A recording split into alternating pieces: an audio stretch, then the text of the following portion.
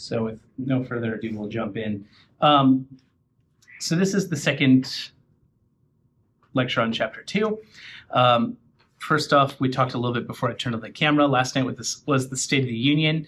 If you read the Constitution, like I said, I asked you to do it, but it wasn't like, formally required.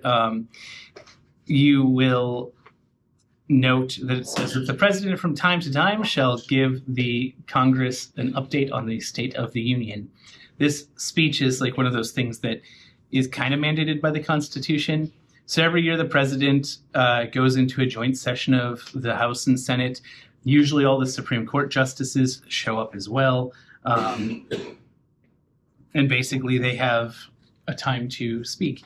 Last night was the longest State of the Union ever recorded. So I think they said it was an hour and 45 minutes. Usually they're not that long. If you're interested, you can watch it, but I did not watch it. I will probably skim a transcript of it later or something like that. But normally I'd give extra credit points for people watching it, but I don't feel like that's a fair thing to do because it's such a massive speech this year. So let's jump right in with parties as coalitions, and coalitions are not permanent. So the core idea here is that parties are not fixed ideologies. They're coalitions of groups that want different things. Coalitions shift when major issues change: war, economy, civil rights, cultural conflicts, demographic, economic changes shift interests as well. And finally, party strategies target new groups. A party is a moving agreement, not a permanent philosophy. So, one thing I will note is that a lot of the things that we have seen happen seem antithetical to the parties that we have today. So, for example, did you all know that the Republicans were the party that abolished slavery? It doesn't seem like something that the conservatives would want to do, who care most about the economy. But the party ideologies shifted significantly over time. The Democrats, in the beginning, were the more conservative party, where the Republicans ended up being more liberal. That line has shifted. We see this happen over and over again. A lot of people, so I had somebody tell me one time when I explained why I would not be a good representative or senator, and that being that I would feel too obligated to vote my way, like vote how I thought, and therefore I wouldn't really fit in with the party. And they basically told me, Andrew, you'd be a good 1980s Republican. Why is that? Well, 1980s Republicans were all about the government staying out of your business and low taxation. They're still about low taxation, but the Republicans are more like, stay out of my business, but not this person's business. And we're okay with this, but not that. Like, it's a little bit less free range than it used to be. Those ideologies shift, the coalitions shift, groups move back and forth. When we talk about groups moving back and forth, one of the best examples of that is going to be the 2024 presidential election. And we saw groups that traditionally always voted in a certain way completely shift. For example, it is typical for labor unions to support the liberal candidate. The Democrats have traditionally been pro-union, whereas the Republicans have traditionally been pro-business. The difference there is that the goals of the worker don't necessarily align with the goals of the owner. However, in the 2024 election, we saw labor unions kind of support Trump more. Similarly, you could typically count on minority groups to support the Democrats. We saw a lot of Hispanics vote Republican for the first time in maybe a generation because of the things that Donald Trump was promising. So the ideology is going to shift. That's going to change kind of where the group you identify with is going to go. So how do these coalitions shift? Or what realignment is? Realignment is a durable shift in party coalitions and voter loyalties. So this is a definition you should have down. It's a durable shift in party coalitions and voter loyalties. We kind of talked a little bit about this, but what causes that? Major events or crises. We talked a little bit about September 11th, and I know there are three things that make me feel old now in my life. One was the fact that in my civil rights and liberties class, I was lecturing about Japanese internment camps here in the United States, and people are like, we had concentration camps? And I'm like, yeah. And they're like, how is this possible? And I said, well, do you remember how people felt after September 11th? And my students are like, Andrew, we were not born yet. And I'm like, whoa, that's bizarre to me. Second thing, I was hosting an event when I worked at the Missouri Bar, and somebody came up to me and said, hey, would it be cool if some of us went and got some drinks afterwards? I'm like, why are you asking me? I'm not the adult in this room. And I was like, oh no, in this situation I am. That made me feel old. And then finally, I now work with people who, like a bunch of the attorneys I work with have been licensed for less than a year. And it just amazes me that, you know, our perspectives on life are so very different. So that has also made me feel pretty ancient at this point. But since you guys weren't around for September 11th, I'll tell you kind of the interesting thing about that is people's kind of thought process on what makes a good politician and everything shifted dramatically as a result of that. George W. Bush had historically low polling numbers and everything. Everybody thought he was kind of like challenged. The way he spoke and everything, people thought this guy isn't all the way there. However, he pretty handedly won re-election because he was now a wartime president and everybody kind of wanted to get on board with that. So major events and crises are going to change that. 2, new issues that cut across old coalitions. Artificial intelligence is going to be a big one now. What's going to happen when artificial intelligence gets good enough? It's going to take a lot of jobs away. Things that could have been done by a human who is just kind of churning and burning, like data entry and stuff, can now be done by a robot that does it a lot faster. This is an issue that it doesn't really matter kind of who you support. It might affect different groups more than another. For example, labor unions are going to care a lot about this and may be pro whatever group kind of wants to set up artificial intelligence guidelines. So 3, generational replacement. This is something that is challenging for us. And when I say us, I mean millennials down, because we aren't very well represented at the moment. Most of our politicians are going to be boomers. Generational replacement has happened a lot slower for our generation than other generations. What does this mean, though? What it means is that the people who are in charge, the people who are making the decisions, are naturally going to kind of age out of what they're doing, and a new wave is going to come in to take their place. For us, it's concerning because, as we've talked about before, the priorities of older people are going to differ from those of younger people. Well, I have gone, 40 years on this planet, almost, and my age group is still not really represented in the halls of power, so to speak. When that generation shift happens, we're going to see lots of things change, but it's not really easy to predict how that's going to happen yet. To illustrate this, I want to talk really quick about Social Security. Does everybody know what Social Security is? Can I have somebody volunteer to tell me what it is? Nobody? Okay. Wait. Go for it. Not so much.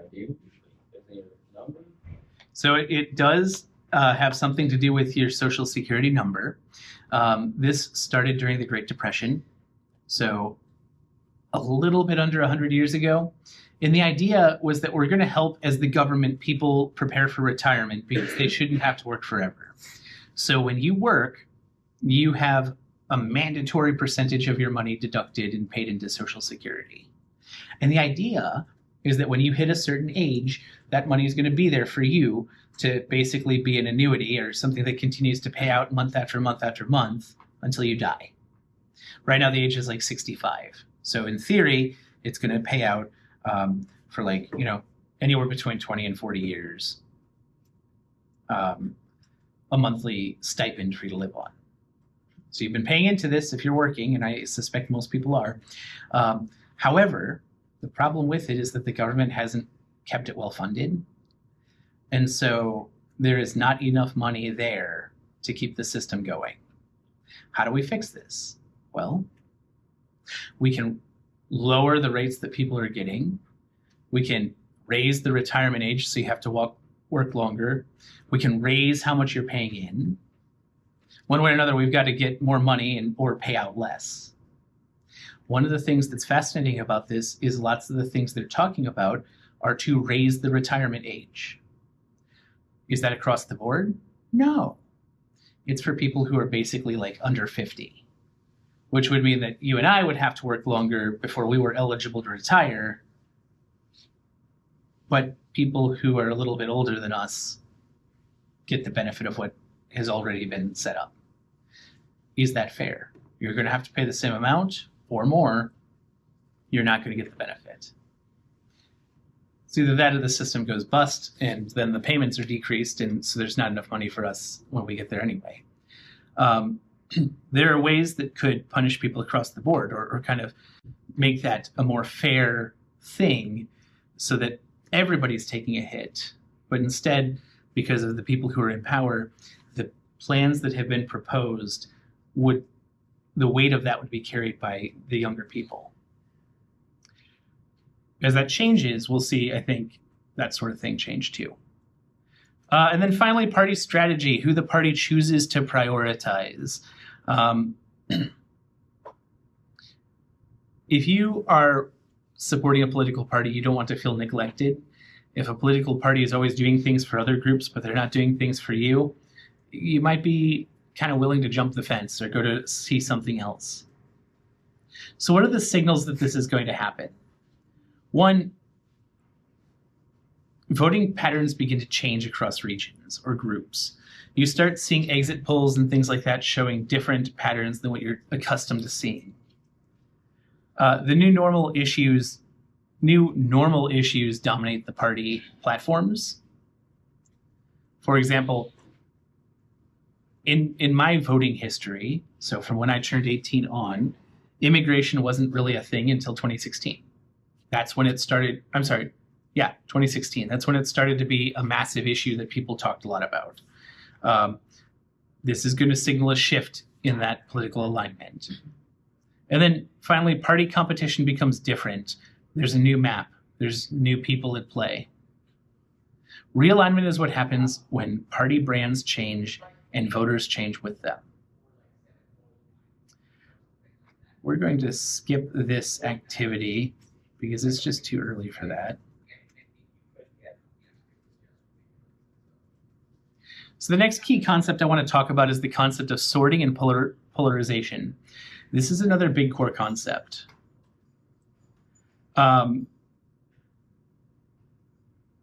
Sorting is when ideology, geography, and identity line up more consistently with party ID. People with similar views increasingly end up in the same party. There's two kinds of polarization.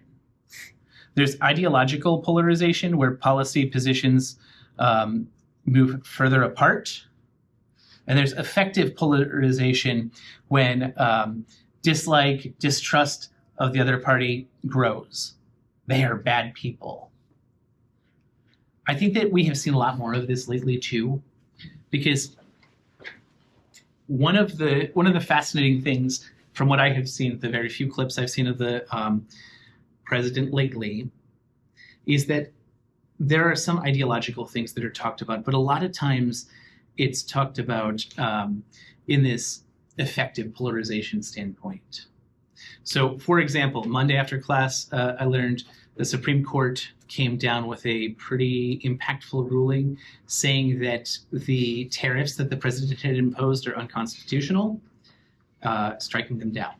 What the president was saying about that isn't, the tariffs are important for the country, although he said that. It was the Supreme Court are un-American. They're nasty people for doing this kind of thing. That language is a way to try and polarize people against an idea that you don't like. I don't like this. I think it's academically dishonest. There is a book written for people who try cases called The Reptile, and it basically talks about a trial strategy where you're trying to trigger people's reptile brain. Has anybody had a psychology or any sort of neurology where you've learned about the different parts of the brain yet? This is beyond the scope of this class, so I'll just say it very briefly. The idea is that our brain evolved from, common reptilian ancestors on up, and that we have older structures in our body, one of them being the reptile brain, or this pure fight versus flight structure. And so if we can trigger somebody's fight versus flight response, if we can have them act on fear, we can get them to do what we want them to do without moving into those higher order brains, or higher order parts of the brain where they might use logic or stuff like that. In the reptile, the way that this is set up, you try to associate the other side with everything bad. And you're doing things to try and subconsciously activate the reptile brain the whole time.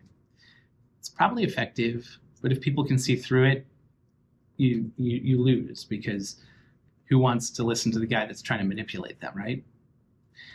To me, effective polarization is the same thing. I think it is disingenuous. I think it is not trusting people to use their brains or to think through things logically if we're trying to scare them into doing what we want them to do. So both of these exist. I'm sort of okay with the ideological polarization. I think that while effective polarization exists, it is not ethical to try and make that happen. So we have these ideas of negative partnerships.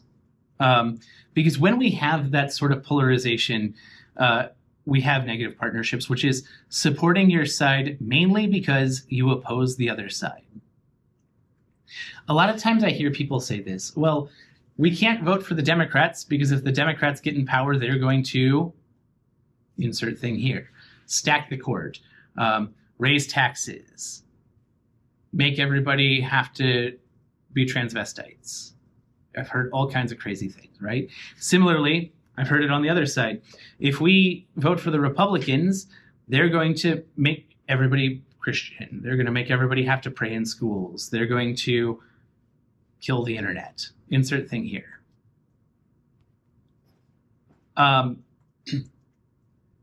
When we have this idea that, hey, we got to support this group because we don't want this group to do this, that's negative participation. So this kind of ties in with what we talked about with chapter 6. We have elite cues that make opinions align with your party. So this is when, oh, I really like this person, I'm going to follow what they say. We have this selective exposure that is going to strengthen these group benefits. We have motivated reasoning defends your identity. You're not going to you're going to tend to, one second and I'll get you. You're going to tend to only accept those views that you see. What was your question? Does the narrative get flipped a little bit? On one side, like you said, we shouldn't vote for Republicans because they're gonna make everybody present Christianity in school. But when they've done stuff like an insurrection and stuff like that, does that give people the doubt to vote for them in the future? That's a great question. And so let me repeat it to make sure I understand it. when we look at things like January 6th, does that give people pause to vote for Donald Trump in the future or the Republicans in the future? Is that accurate? Yeah. I think some people it does, but the bigger question is when we look at all these different things that kind of fit into that, we have a lot of people that, well, we have some people that like what they're seeing. We have some people who are like, yeah, this isn't good, but the alternative is far worse. So I don't know how it's going to end up playing out. Has anybody heard of a Net Promoter Score? You have all almost certainly participated in a Net Promoter Score evaluation at some point. This is where they ask you something like, how likely are you to recommend X to your friends or family? And it's like a 1 to 10 scale. There are people that are going to be with, 0 being not at all likely, 10 being absolutely will. The people you're fighting to get on your side in something like that are going to be the people in the middle. The people who are like, oh, hell no, I'm never recommending this. You're never going to get them. The people who are like, I'm absolutely going to recommend this, the 10s, you're never going to lose them. But those people in the middle are the ones that actually are going to move from side to side. It's the same with voting. You have the people that are only going to consume things that support their narrative, that are only going to vote for a Republican because they're convinced that if they vote for a Democrat, the world's going to end, and vice versa. So to answer your question in a very roundabout way, is it going to change the viewpoints of people? Yeah, but it's going to be those people in the middle that are going to shift. And the Democrats are just as likely to do something to mess that up and shift people back. So how this ends up working out, I don't really know, because we're kind of in uncharted territory, because we have so much going on, and the way that we consume information has changed so much that that's going to have a massive impact on the way that things work, and we don't really know how that's going to play out yet. Question? I think that also we have to consider that people that are really strongly opinionated about something, like say you have really strong opinions about pro-life or whatever, you're gonna be more likely to go out and vote even if they don't necessarily like a candidate, just because they want that one thing that they believe in to get whatever way they want. 100%, and that's the idea of a coalition as well. And like people that are like, well, I don't like either of these choices, the Democrats or the Republicans, neither of them seem to suit what I want. They choose not to vote, but that doesn't really help either. Right. And there are things like the Green Party and different kind of more fringe movements, but they typically don't get enough support to make a difference other than to draw some voters away from the other party.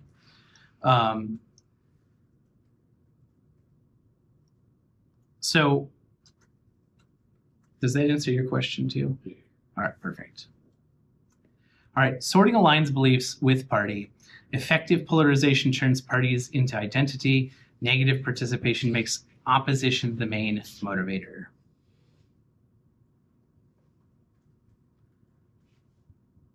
So what does polarization do to government?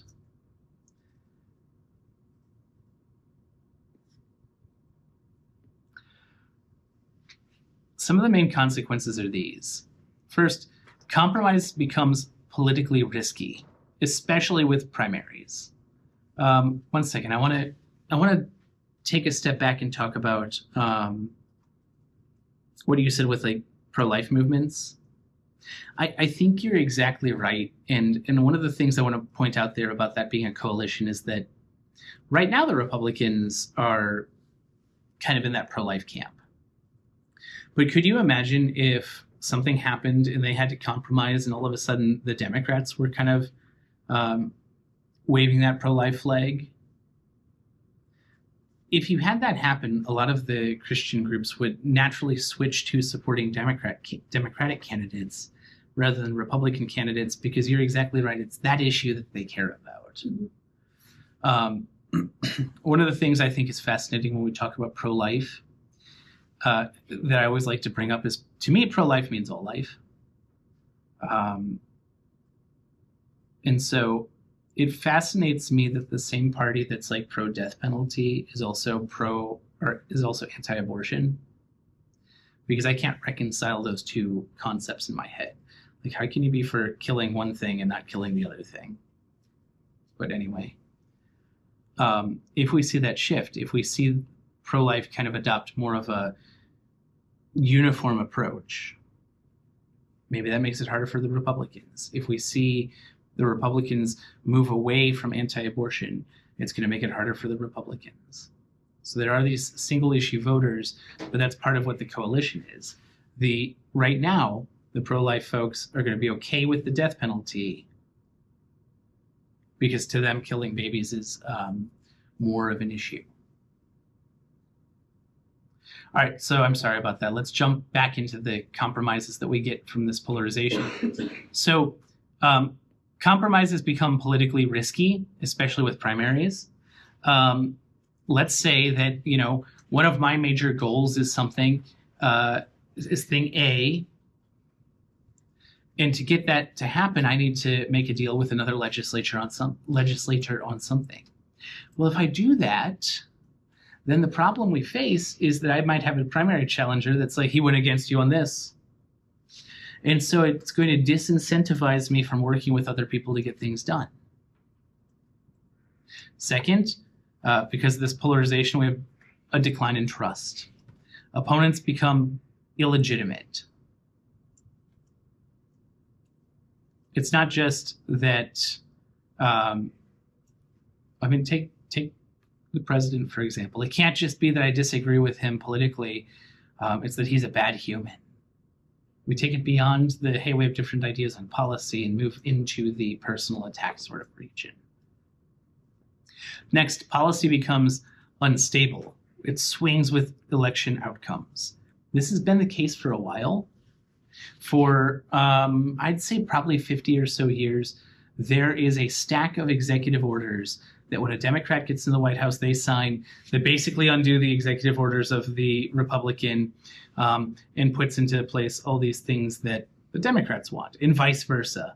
When Donald Trump comes in after Biden, he has a whole bunch of things that change, like the way that the executive branch is going to run.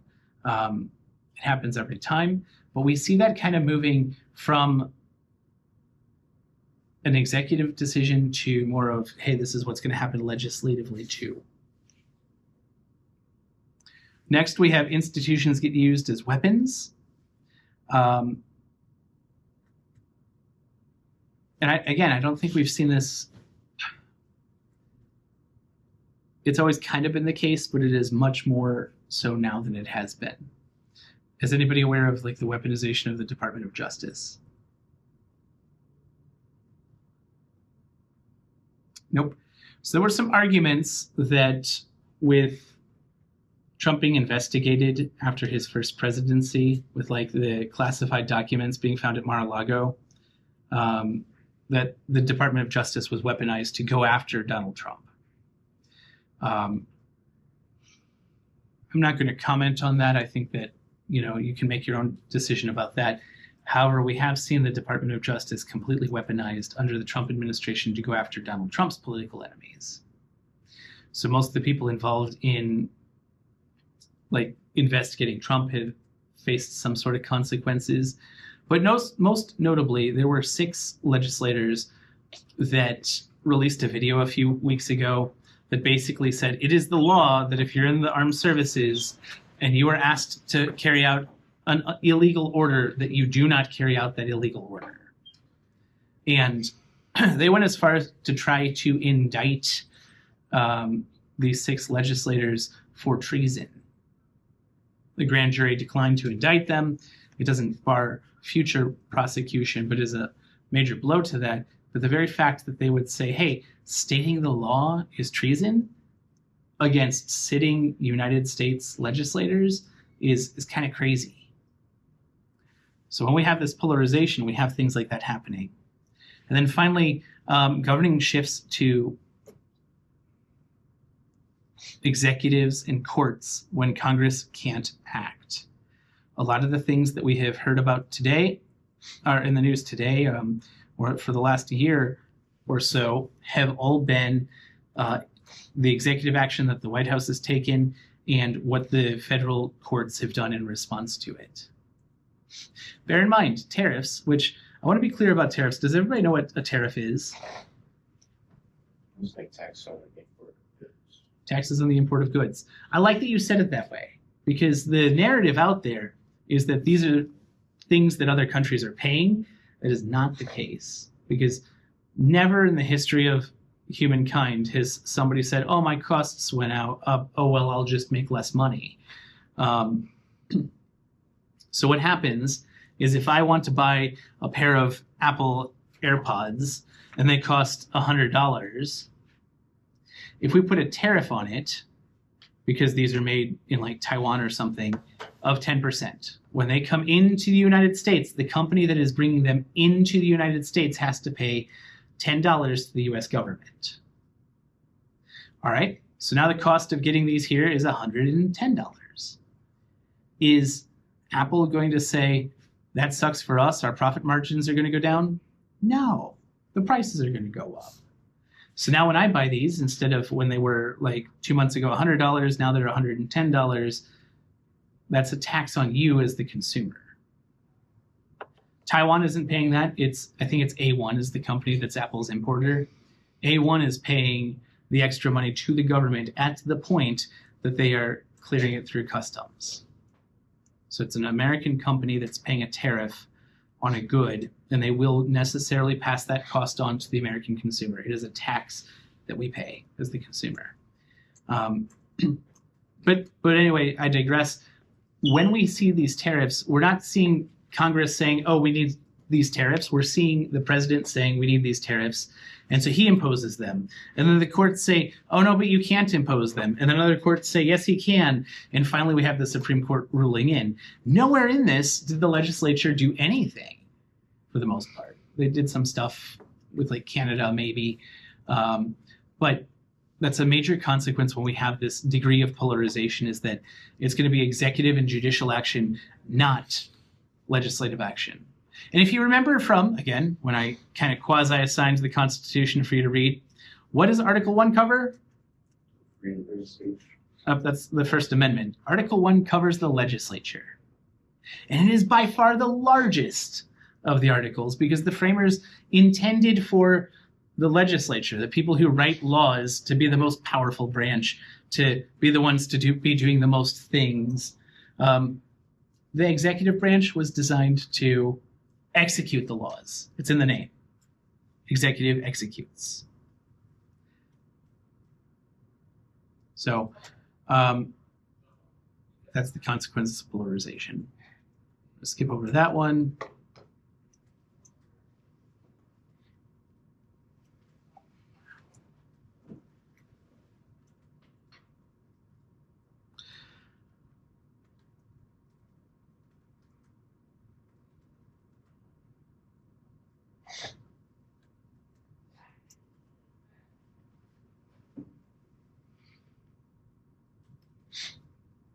All right. What I want to do based on this, we've got about a little over 15 minutes left. A little under 15 minutes left. I want to walk you guys through an exam question really fast, just so that we're kind of prepared for next week. As a reminder, next week we'll have your midterm. I will release it probably Sunday night, and you'll have through Wednesday night to get it done. This will be open book, open note on Canvas. Students frequently will try and Google answers, or they'll try and ChatGPT answers. You will not be successful in this class if you do that. What you will be successful with is if you just take a little bit of time to think about your questions. I try to structure my tests every time so that I think it'll take me like an hour. And I'm a pretty slow reader and writer. And then I give you 2 hours. So I will try to make sure time isn't a, problematic factor. If you have any problems, like, oh no, my computer went dead, call me. I can do things on the back end to fix it so you can keep going. But I want to take a moment just to kind of outline how I think through an exam question and what I want you doing. There will be a little bit of a multiple choice component just to give you some free points, because those you probably can find the answer to rather quickly. But the vast majority of your test is going to be essay based. So if I ask you a question like, please identify the viewpoints of the Federalists and the Anti-Federalists and which one you believed had the stronger argument, there's no right or wrong answer. I'm looking for the knowledge you possess combined with how you apply that knowledge to the question. So how many people have written papers in here? Raise your hand. Perfect. I have people who tell me at this stage in your academic career that they've never had to write a paper in their life. So I'm glad to see that I don't think anybody's hands were down. What is going to save you here, it's going to save you a ton of time, it's going to make sure you get the most points, is if you do a quick outline. And so what I do when I'm kind of looking at how I'm going to respond to a question like this, I'm going to say, what information do I need to put down? What's my viewpoint? And then how do I support my viewpoint? So from the question, what was the argument of the Federalists and Anti-Federalists, and which one do you believe had the stronger argument? What are the things you need to cover?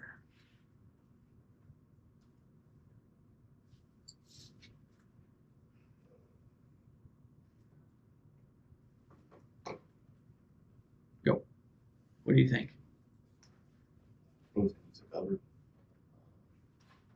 Well, obviously their viewpoints. I'm sorry, you got to talk a little bit louder. Well, their viewpoints. Yeah. Exactly, they differ from what they believe was, or what should have happened with.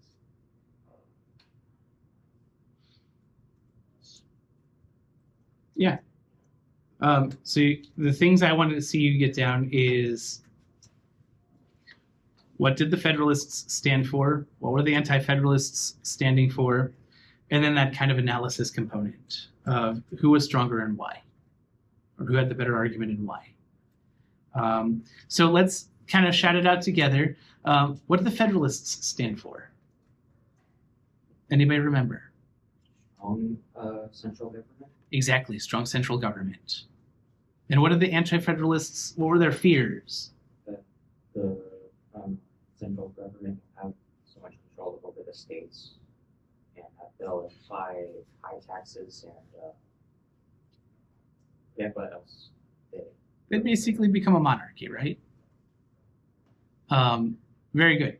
And so for a question like this, the meat and potatoes of what I want you to get out, the biggest part is going to be that opinion piece, because as I've said before, anybody can Google to find out what the Federalists and Anti-Federalists stood for.